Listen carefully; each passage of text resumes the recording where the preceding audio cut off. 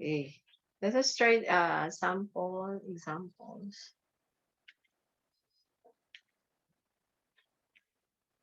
Examples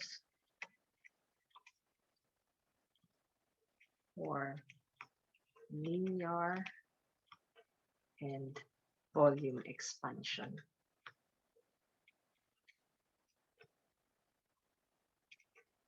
Okay, number one, a structural rod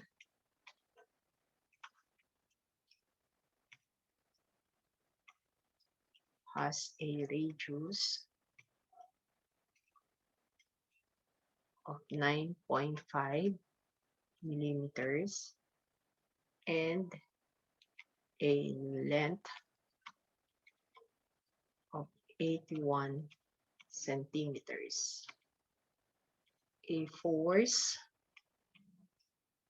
of 6.2 times 10 to the fourth newtons, which is 7 tons, stretches it axially. Find letter A, the stress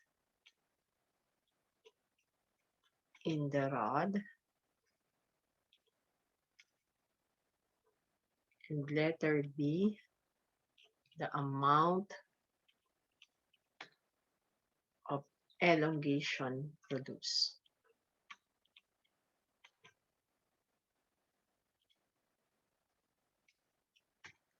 Okay, given,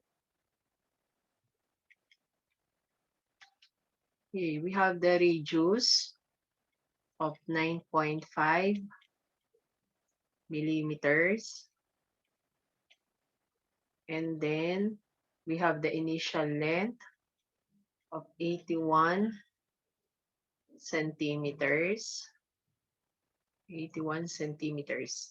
Then a force of 6.2 times 10 to the fourth newtons. The requirement is letter A. Okay.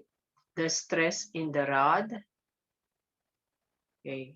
Remember the symbol for the stress is this one, that is force over the area, which is the stress. Then letter B, the amount of elongation produced, therefore delta N.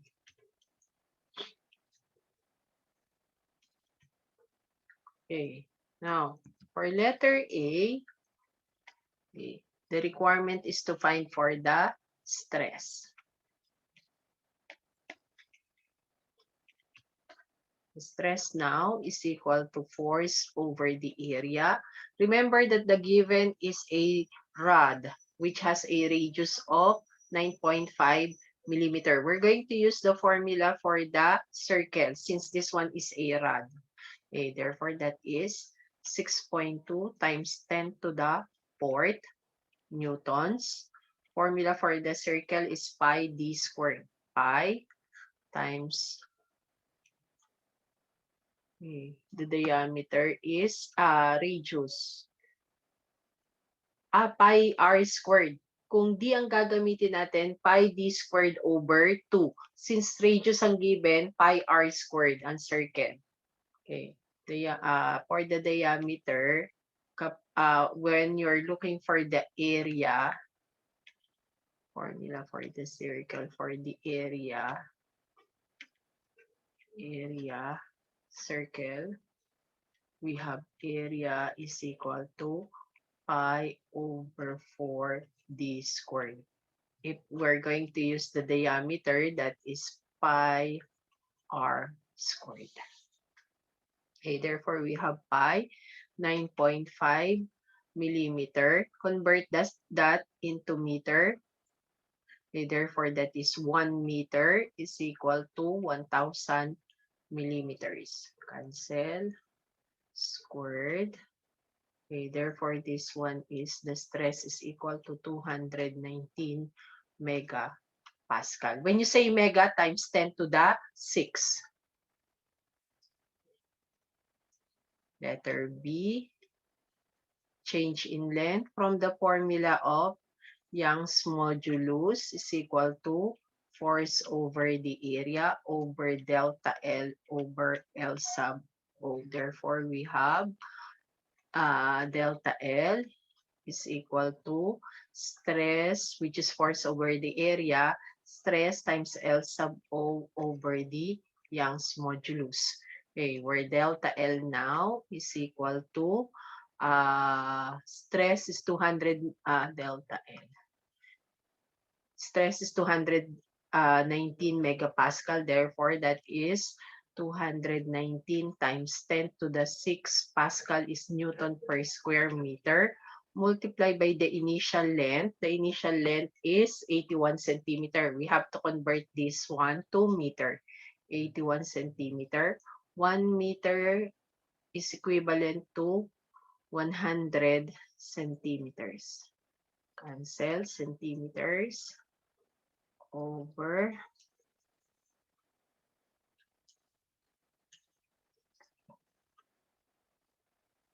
over.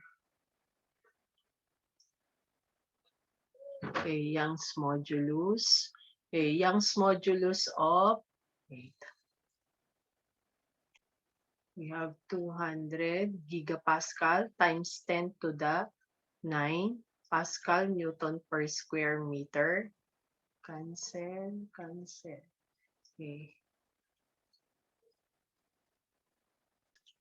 Therefore, the change in length is equal to 8.87 times 10 to the negative 4 meter.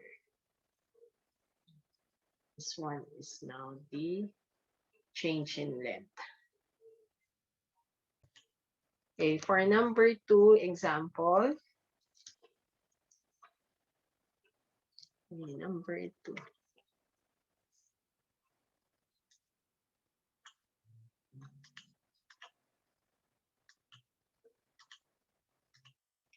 Number 2.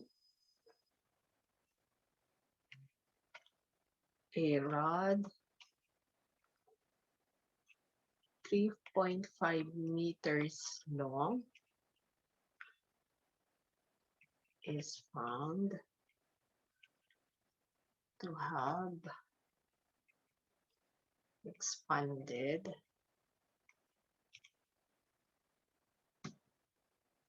0.092 centimeters.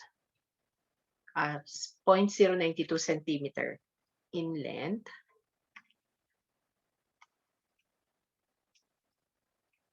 for a temperature rise of 62 degrees Celsius. What is the coefficient of linear expansion for the material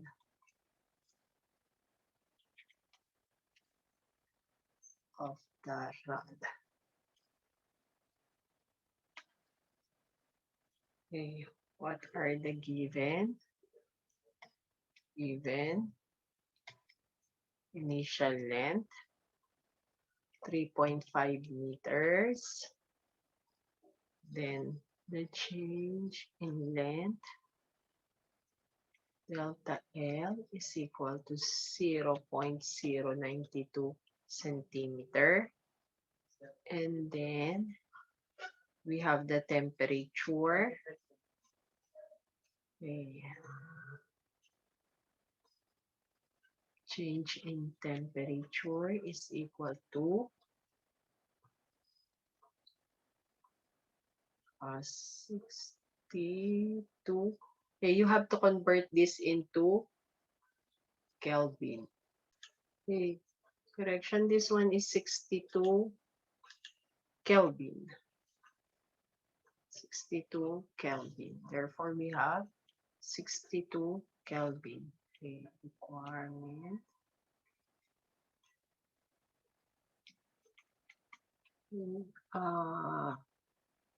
Coefficient of linear expansion. Now, for the solution, okay, we have alpha is equal to delta L over L sub O delta T. Okay, where delta L is equal to 0.092 centimeters, convert to meter, 1 meter, 100 centimeters.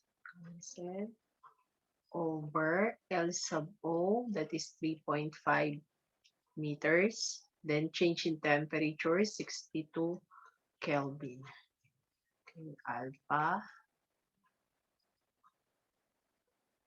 Okay, alpha is equal to 4.24 times 10 to the negative 6 per Kelvin, or 4.24 times 10 to the negative 6 Kelvin raised to negative 1.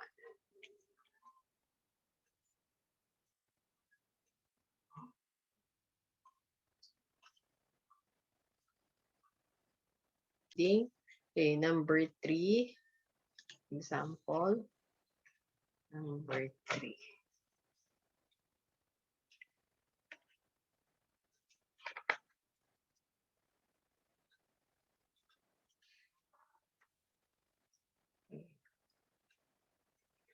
A sheet of copper has an area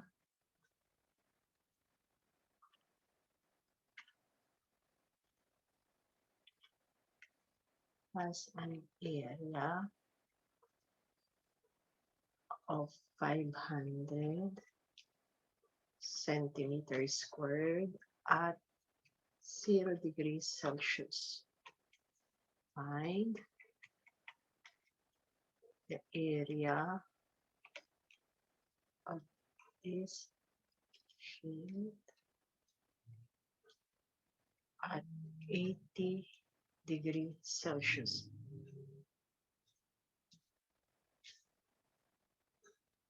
Okay.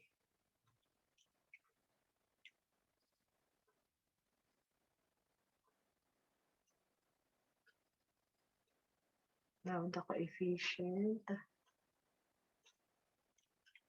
Remember that the coefficient of area expansion is to a good approximation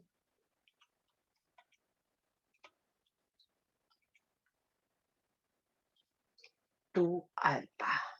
Okay. Thus, we have the change in area is equal to 2 alpha initial area times delta T, which is equal to 2. Okay. Now, we have the constant value for the coefficient of linear expansion of your copper, which is equal to 1.67 times 10 to the negative 5 per degree Celsius. That is the constant value for the coefficient of linear expansion for the copper, which is 1.67 times 10 to the negative 5 degrees Celsius raised to negative 1 times the area, which is 500 centimeters squared, 500 for the initial area, 500 centimeters squared, multiplied by the change in temperature, which is from 80 to final temperature is 80, initial is 0. Therefore, we have 80 minus 0. Change in area is equal to 1.34 centimeter squared. The new area is 500 plus 1.34, which is equal to the new area, which is equal to 501.34 centimeter squared. Okay, this one is the formula for the area, ha. Your change in area is equal to 2 alpha area times delta T.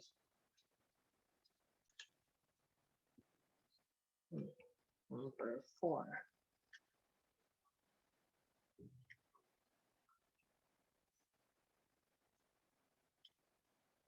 Number 4, calculate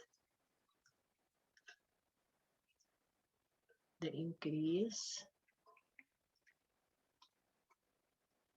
in volume of 110 cubic centimeter of mercury when its temperature changes from 12 to 37 degrees Celsius. Given, okay,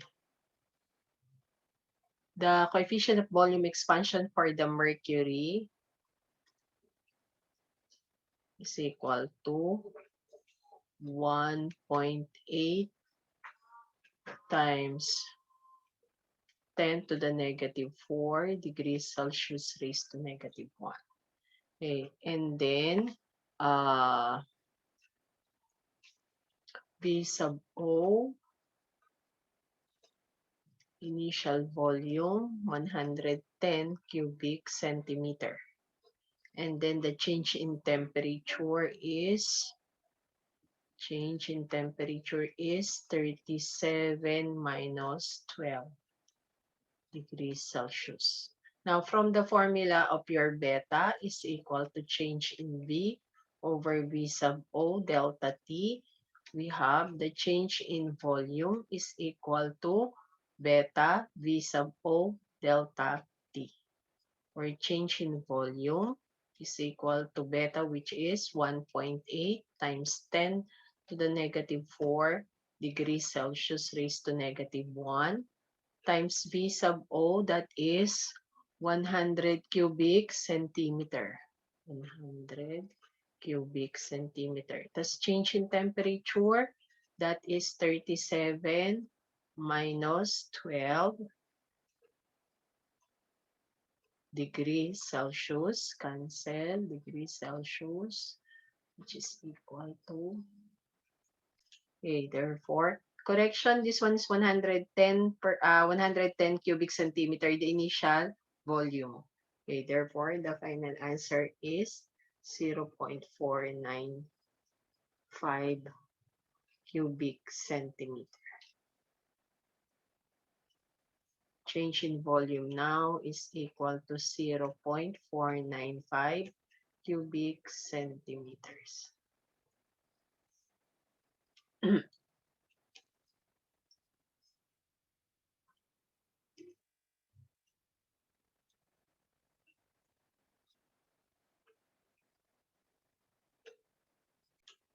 Okay, for number 5. Number 5.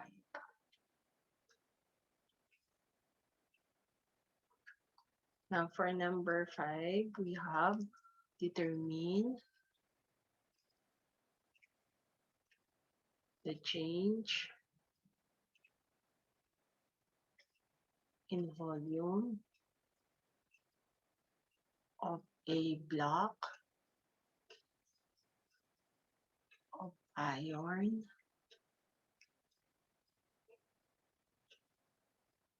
4.5 centimeters by 9.5 centimeters by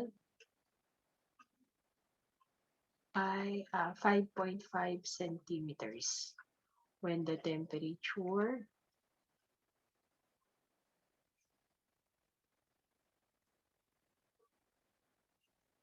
changes from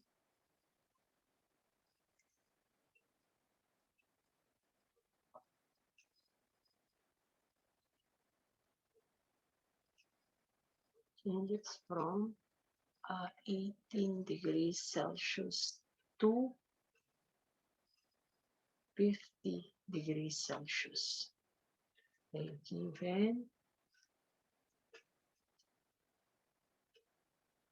we have initial volume is equal to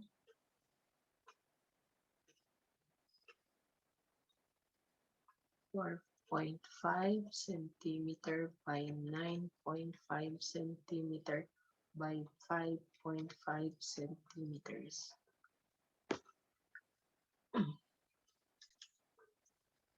We have 235.125 cubic centimeter.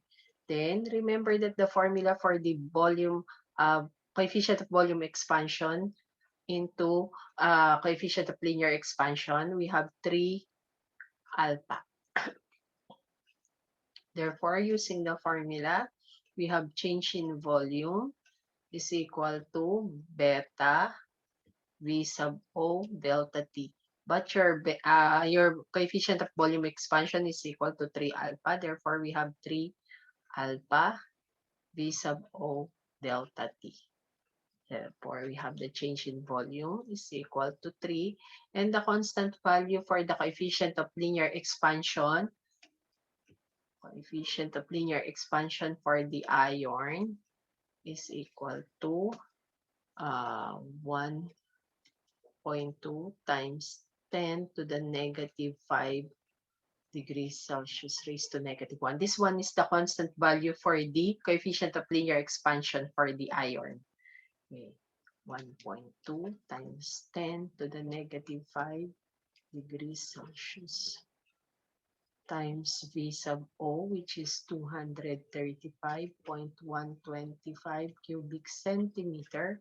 Change in temperature, we have change in temperature is 50 minus 18 degrees Celsius. 50 minus 18 degrees Celsius. Okay.